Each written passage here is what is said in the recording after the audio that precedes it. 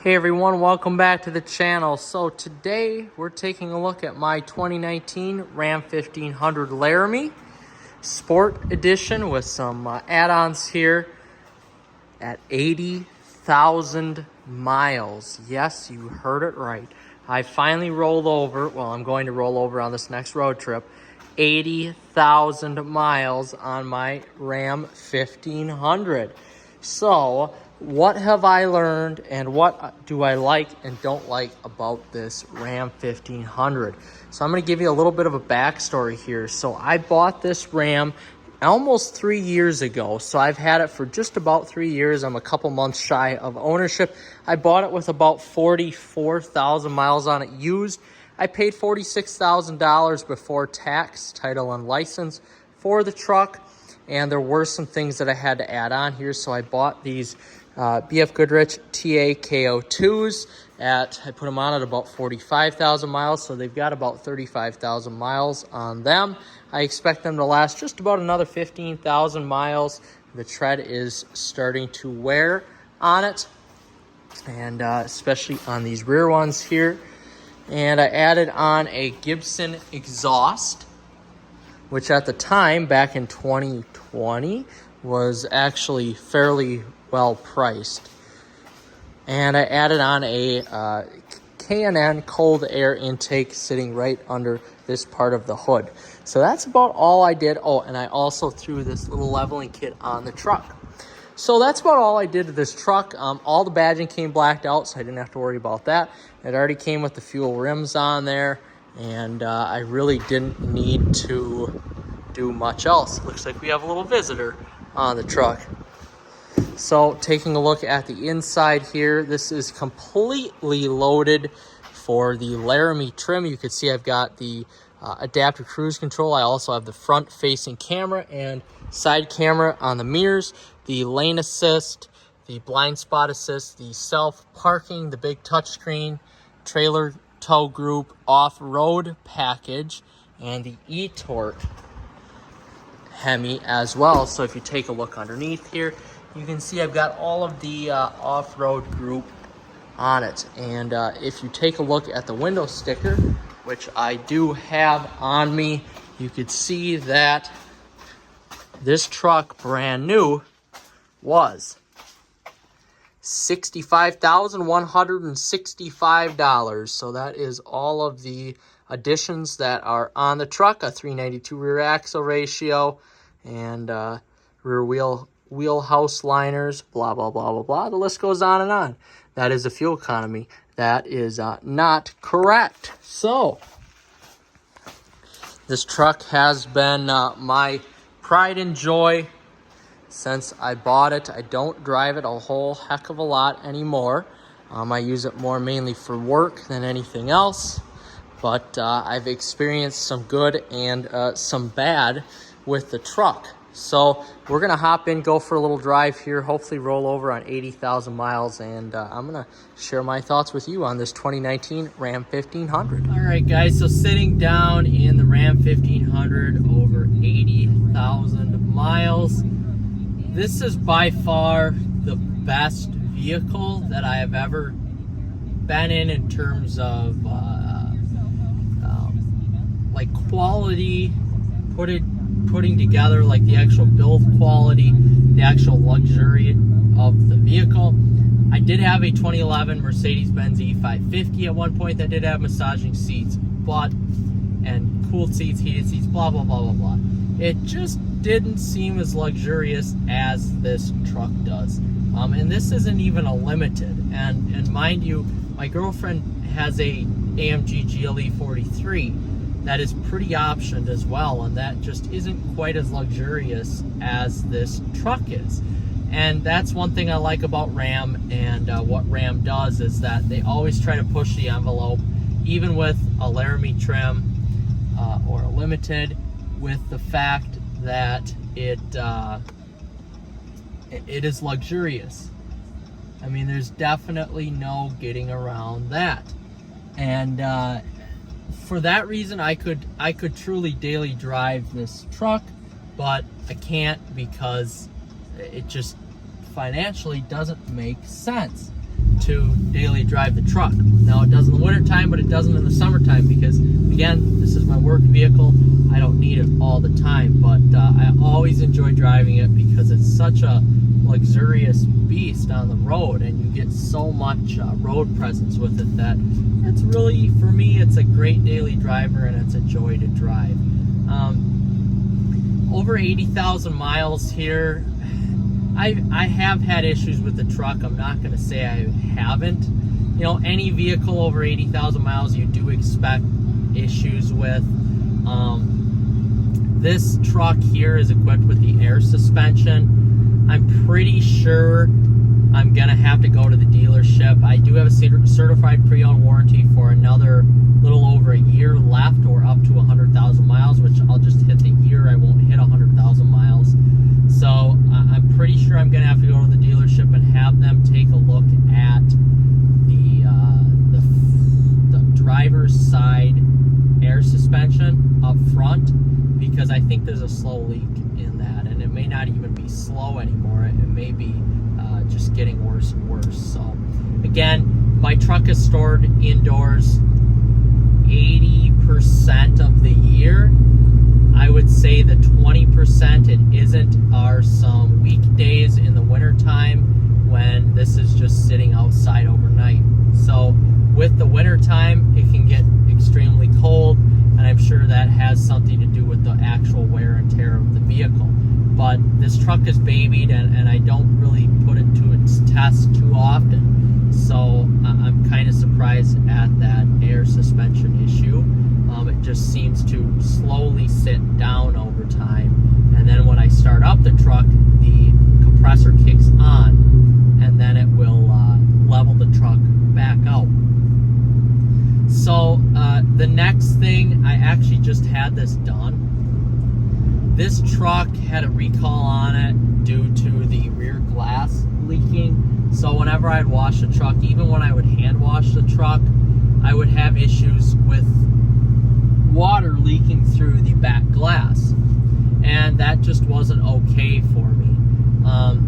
Of course, I got it fixed under a recall, so I didn't have to pay anything out of pocket. But when that was getting looked at during an oil change, just a routine maintenance inspection, they noticed that the front, there was two things. So the front axle, if I'm getting this right, the front axle had a leak in it. The CV axle, CV joint, and a boot on the back had a leak in it. So it was leaking out fluid. Those both got fixed under warranty for $100, thank God. Otherwise, according to Ram, the only way to fix the front axle issue, which it wasn't very major, was to essentially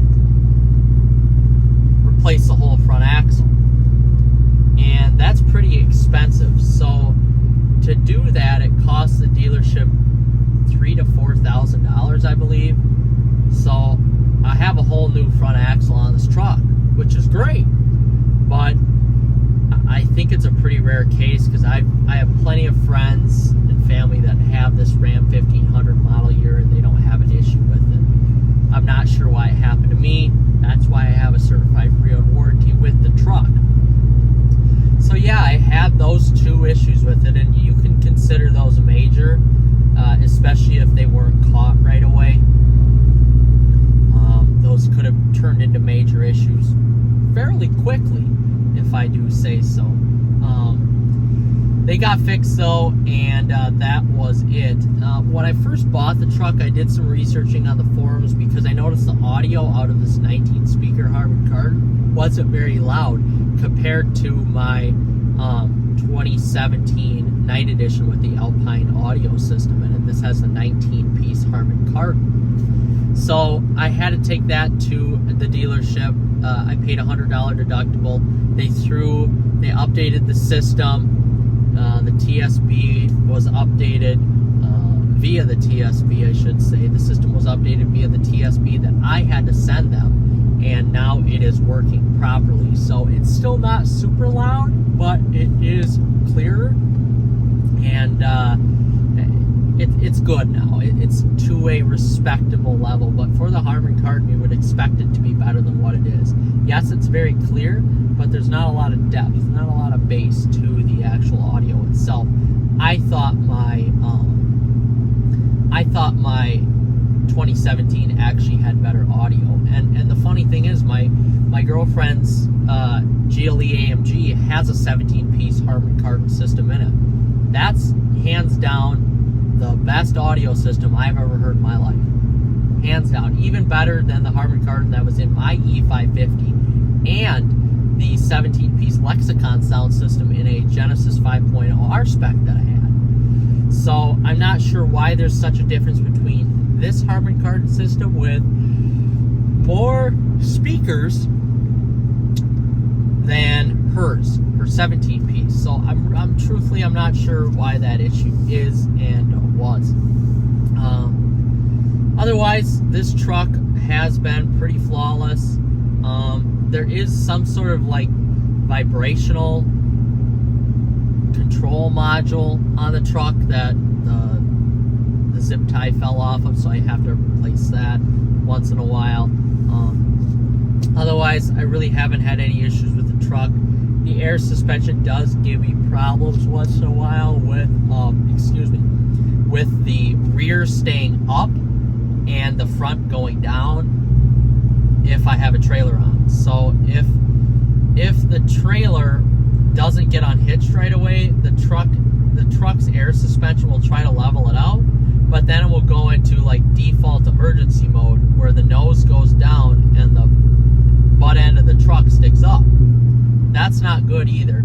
And along with that, I haven't been using the air suspension to go into aero mode or exit mode or even off-road mode for that matter, because when that happens, especially if you've got a trailer on, it tends to mess up the air suspension system. So the truck will, again, be stuck where the nose is down and the bed of the truck is up high in the air until you get going a certain speed to have the override kick in, and then it will level itself out.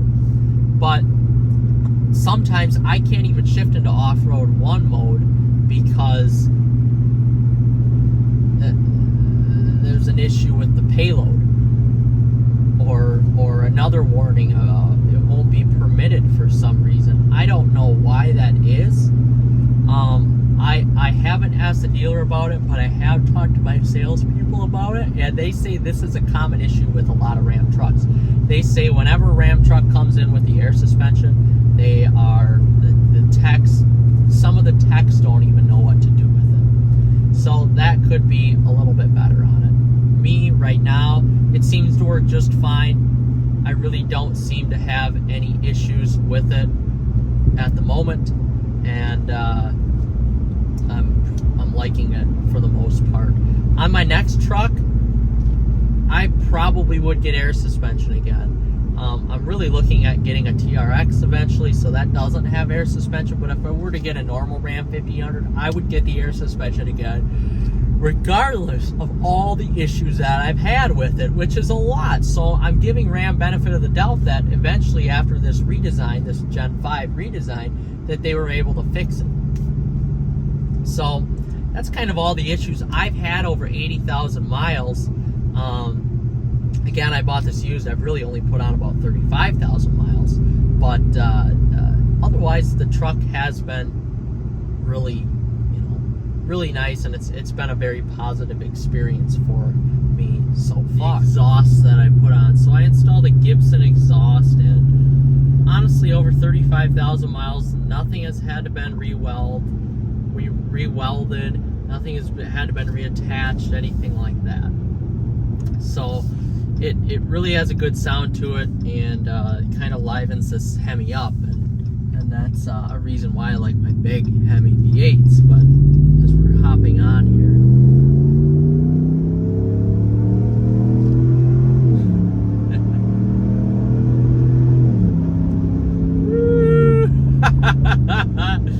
oh God, that's just too fun. This is a big ass truck, but it sounds great. It sounds phenomenal. And that's really the reason why I love my Ram truck. I loved my 2017 Night Edition. It had a good live engine and a good sounding exhaust, great sounding exhaust, and so does this one. And I just really love it for that. There's character. There's a sense of old school muscle to this truck. And that's another reason why I love it. Over 80,000 miles, this truck still gets looks, and really, for the condition that I keep the truck in, a lot of people ask me, hey, is that a 23, 24? And I say, no, it's a 2019. If you take care of the truck, you're not going to have issues with rust.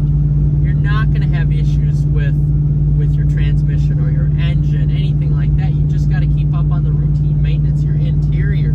Just keep up on that stuff, and it will most likely last a long time. This is my third Hemi engine, 5.7 liter Hemi V8, and I have had zero issues with them. Exhaust manifold bolt, that's the only thing. That's not an engine issue though, that's just a Hemi issue in general. And usually that's covered under warranty, and I have had issues with that in the past. I forgot to mention that earlier. I've had to have that now fixed 2 times on both sides. But I mean, really, if you're looking for a dependable, strong truck, I love this truck. And would I buy this exact truck at 80,000 miles, not knowing the past? Yeah, I would. If I could know, well, not if I didn't know the previous owner. If I knew the past of it on a Carfax, any repairs that were done, yeah, I'd buy it at 80,000 miles. Without a doubt. I mean, the truck looks brand new. It looks brand new. So, I love the comfort. I love the sound. You know, it's such a smooth ride. The handling isn't great. It's a truck, but I have to tell you, I've driven newer Fords, driven newer GMCs and Chevys. It's a hell of a lot better than any of those trucks because of A, the coil springs, and B, the 4-corner air suspension. Even this configuration without the air suspension is one of the smoothest trucks I've ever rode in.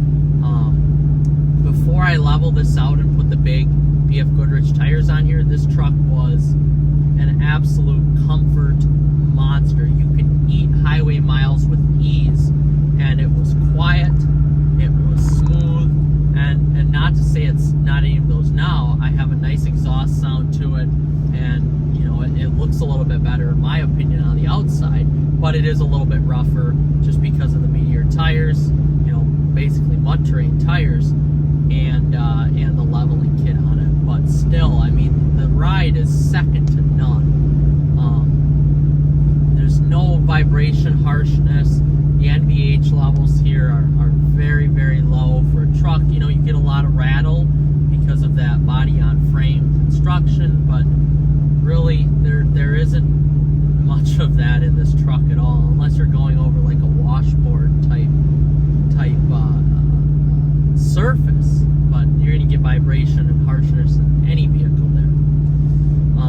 I just really don't have enough good things to say about the truck. Yeah, there are some things that went wrong, but covered under warranty. I didn't have to pay anything out of pocket, so I'm not complaining about it. Now, those of you who don't have that extended warranty or that certified pre-owned, yeah, that could be a big issue. But a lot of those issues that I had could be fixed a lot cheaper than what the dealership did it to the specs of Ram. So, at the end of the day, 80,000 miles on this Ram truck. I'm looking forward to, well, I'd love to say 80,000 more, but I know I'm not going to keep the truck that long. I'm just not that type of person. But I'm really looking forward to seeing if I can get this up to 100,000 miles and see how it goes. And I intend to keep making these videos on the Ram truck. I did a 75, I did a 70. I'll do one every 5,000 miles until I get rid of the truck. And hopefully here I'll be able to keep the truck for a while. I love driving it. I don't drive it a lot anymore except for work-related things or road trips. This is just, I mean, there's so much space back in the rear seat and in the passenger seat. This is the perfect road trip vehicle.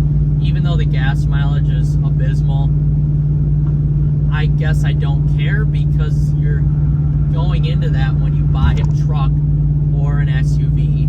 You you know, any large vehicle, you have to realize you're going to get poor gas mileage. So at the end of the day, guys, 80,000 miles, it's had its problems, but nothing too major, I don't think, in my book. So, all right, guys, I hope this video helps you make a decision on your Ram truck. At 80,000 miles, would I buy a Ram truck with a 5.7 liter Hemi V8 and all this options? Yeah, if the price was right, I totally would. If it doesn't have the certified pre-owned warranty, oh well, a lot of the fixes that I've had done are either recalls or can be fixed for very cheap at your local mechanic, not at the dealership. So, guys, take a look at a Ram truck. They look beautiful. They're more than capable to do anything you want them to do. And they sound fan-freaking-tastic. All right, guys, see you on the next one. Like and subscribe.